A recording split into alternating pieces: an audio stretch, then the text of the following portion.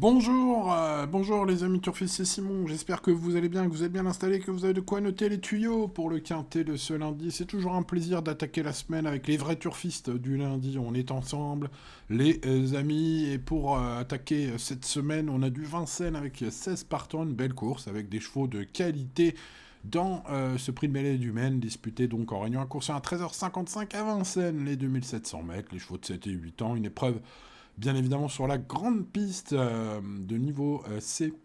Bon, eh bien écoutez, c'est parti avec l'étude de ces partants. On continuera bien évidemment avec les tuyaux, bas en or, tocard du jour, choco, etc. Et puis la sélection, bien évidemment, pour conclure. Bon, les amis, c'est parti avec le numéro 1 GoTo America. C'est un cheval que je connais bien, que je suis depuis longtemps. Pierrot indique que le cheval n'est pas prêt, et même s'il court plus rapproché, ce qui lui plaît, hein, il reste ferré. Et GoTo America dans ce genre de lot, ferré et pas à 100%, c'est un cheval qui vaut mieux rayer à mon avis. On continue avec le 2, Eden Texas. La préparation pour ce quintet semble optimale selon Jérôme Huguet, son entraîneur.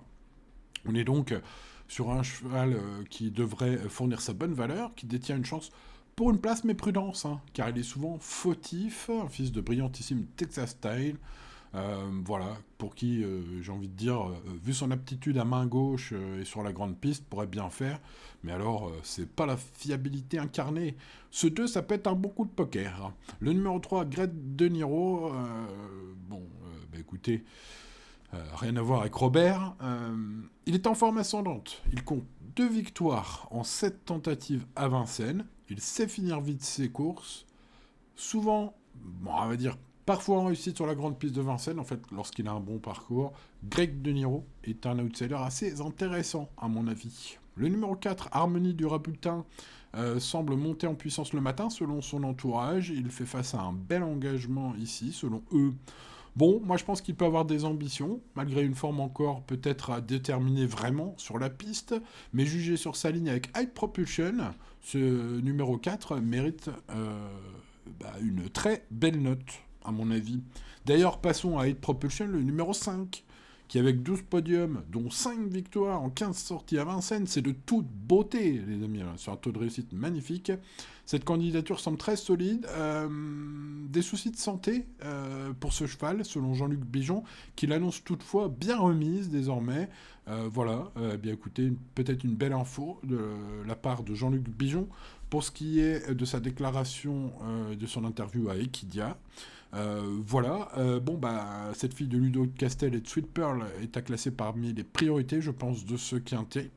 Elle est performante sur la distance, elle adore la grande piste, les chronos sont bons, hein, avec quelques chevaux aujourd'hui qui sont quand même un peu en deçà, peut-être d'un point de vue chronométrique, en tout cas sur les 2007, hein, enfin en tout cas sur les 2007 ou les 2008 de la grande piste de Vincennes. Donc, tout bien pesé, c'est une belle chance théorique, ce numéro 5. On passe au numéro 6, Help Me Win, qui est de retour après des soucis. Il reste encore ferré, il est en phase de reprise selon son entraîneur. Je pense qu'il faut le revoir plus tard. Je recommande l'impasse sur ce numéro 6. Continuons avec le 7 Hermès Angel, un oncle de 7 ans par Repeat Love, qui n'a jamais gagné en 10 courses sur la cendrée parisienne.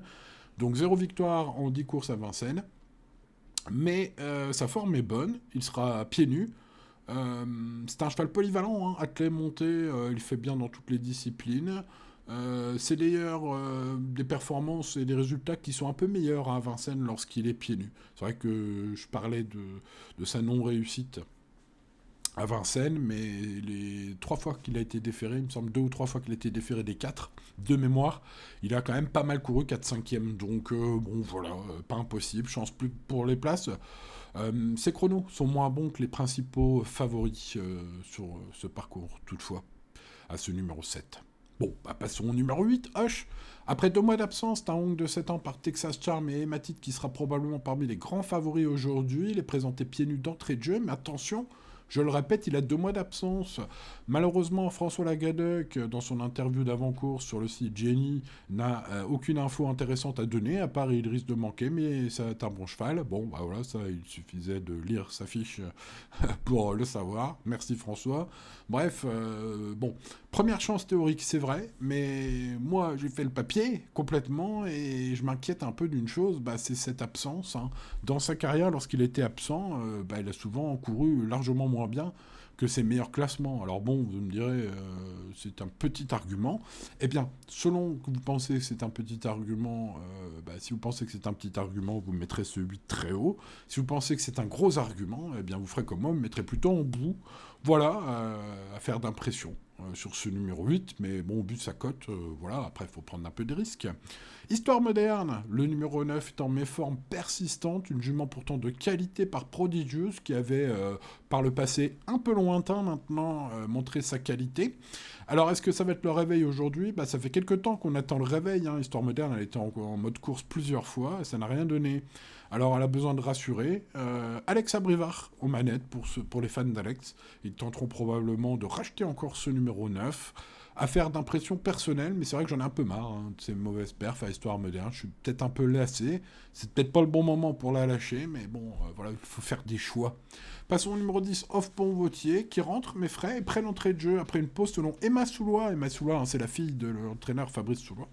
Dans sa déclaration à la presse, je crois que c'était sur Paris Turf que j'ai lu ça, ou Equidia, je ne sais plus.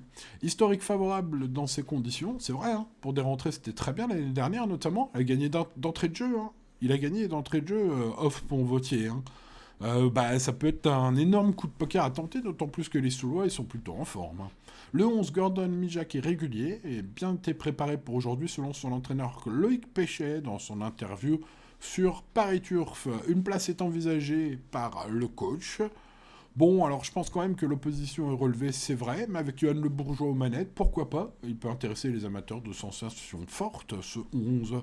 Le 12, Hacker Love, excellent engagement, belles conditions affichées, objectif avoué par Mathieu Mottier, j'ai lu ça sur le site de Génie Course, course visée, meilleur engagement du meeting, ou en tout cas de ce début de meeting, selon l'entraîneur, le redoutable entraîneur Mathieu Mottier, qui est automanette. Hein. C'est un cheval qui a gagné le prix d'Arras, d'une belle course. Hacker Lover, il peut doubler la mise, je pense, du coup, dans ce lot. L'engagement me semble très bon. Pour moi, ce numéro 12 est le favori logique pour la victoire. Même si, évidemment, il y a quelques autres bons chevaux. Voilà, s'il n'en fallait qu'un, je choisirais ce numéro 12. On passe au numéro 13, Azur d'Airprey. Difficile de lui reprocher grand-chose, hein, fils d'artiste de Joude. C'est un mâle entier, tant mieux pour lui, de 7 ans. Il est performant, il est déféré des 4 pieds aujourd'hui. Mathieu Abrivard s'en sert généralement bien. J'aime bien son écurie aussi. Tout en restant prudent, je pense qu'il va répéter son ultime bonne course et faire l'arrivée. Donc il faut un bon parcours, vous l'avez compris, mais c'est un prétendant très sérieux au podium. Si tel est le cas, si Mathieu trouve la bonne route avec ce 13. Le 14, Honeyking, était doté d'une excellente pointe de vitesse, a besoin d'un bon parcours et de pas trop démarrer à plat. Un cheval quand même très régulier finalement et en forme. Voilà un cheval qui vient d'ailleurs d'être deuxième de Gamin de Maes, sans être trop heureux selon Michel Lenoir, hein, qui avoue sur le site de Génie Course que ça aurait pu mieux se passer encore. Voilà, il le présente à un mois, il pense que c'est parfait pour lui, il semble même très confiant Michel. Hein. Donc sur ce 14, bon, on va regarder, c'est une chance solide au papier, même s'il faut tout se passe bien, notamment au début de course, pour qu'il puisse se caler. Ce numéro 14, Honeyking, est une très belle chance. Procédons avec le 15, Grèze, fils de Viking de Val, apprécie Vincennes. Il semble un peu limité face aux meilleurs chevaux que je viens de vous citer là précédemment. Mais bon, voilà, après c'est un cheval quand même qui est difficile et très difficile d'éliminer. Hein. Avec un super parcours, il peut bien faire. Maintenant, on en revient peut-être aussi aux chronos. Des chronos plus proches des 14 que des 12. Hein. Donc voilà, une 13 et fraction, mais moins bonne fraction de certains favoris. Bref.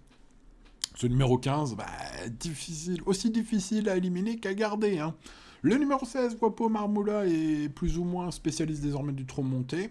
Moins compétitif à l'attelage. Alors, il a un podium en 17 courses à l'attelage. Bon, alors maintenant vous allez me dire, oui, Simon, mais l'écurie est en grande forme et l'engagement est parfait. Que faire avec ce numéro 16 ? Écoutez, je pense quand même que ça va être très compliqué, hein. Je le répète, un podium en 17 courses à l'attelage, hein. C'est pas terrible pour ce numéro 16. Bon, allez, procédons, passons au tuyau, les amis, avec, vous l'avez compris, s'il n'en fallait qu'un, ce serait Hacker Lover, course visée par Mathieu Mottier, super cheval, super ligne, il peut doubler la mise, ce 12, si tout se passe bien, c'est ma base en or. Continuons avec Azur d'Airprey, on va y aller un peu en suivant, Mais je vous l'ai dit, j'adore ce 13. On peut rien lui reprocher finalement à ce mâle entier. Son ultime course était super, Mathieu Abrivard le connaît bien, alors c'est un cheval qui a besoin d'avoir un bon parcours, mais dans ce cas-là, c'est quand même mieux d'avoir un pilote qui connaît bien son cheval. Donc ce numéro 13 me paraît être un bon challenger à Hacker Lover. Ensuite, un petit choco avec Honey King. On n'est pas sur une très très grosse cote, mais sur un cheval qui peut aussi gagner ce quintet, pourquoi pas, avec le bon parcours. Hein. On l'a déjà vu figurer dans de très bons noms, l'engagement est superbe aussi. Pour ce numéro 14, c'est mon choco. Et puis pour tenter une cote un peu plus sympa, je vais remonter dans le haut du tableau avec ce numéro 5, High Propulsion, dont j'ai envie de dire les performances à Vincennes, hein, si l'on les isole de sa musique, de son histoire complète, de sa carrière complète, sont de toute beauté. Hein. Je rappelle, 15 courses à Vincennes, 5 victoires, plus 7 podiums. Hein. Ça nous fait du 12 sur 15. C'est de toute beauté. Et c'est un bon cheval. Bref, il peut peut-être, et même pourquoi pas, inquiéter les favoris. Hein. 12, 13, 14 et 5. Nous voilà donc avec mes 4 tuyaux, les amis turfistes. Ensuite, la ligne avec le 4, la ligne du 5 avec le 4. Et puis, je vais tenter des choses en allant chercher Greg De Niro. Espérons qu'il ne nous fasse pas son cinéma. Et Eden Texas, le peu fiable mais capable, qui sont donc, vous l'avez vu, classés devant le grandissime favori Hoche, qui court à 2 mois. C'est là où ça m'inquiète un peu pour lui. Voilà les amis turfistes pour le quintet de ce lundi. Je vous souhaite bonne chance si vous la tentez. Restez raisonnable, vous le voyez, on est sur un indice de confiance extrêmement moyen. On ne peut pas faire plus moyen, je pense, en tout cas en termes de mathématiques. 5 sur 10, c'est l'indice de confiance. Donc voilà, restez tranquille dans les tickets et on va croiser les doigts. Ce lundi, un petit peu de chance de notre côté, ce serait bien, pourquoi pas. Allez, pensez au petit pouce sur la vidéo. Merci à vous, les amis, de votre fidélité. N'oubliez pas de vous abonner. Si ce n'est pas encore fait, ce serait fou, mais on ne sait jamais. Vérifiez. Activez la cloche pour ne rien manquer demain. Voilà. Allez, on conclut peut-être maintenant, Simon. Allez, on conclut. Bonne chance à vous et à demain pour de nouvelles aventures. Ciao, ciao.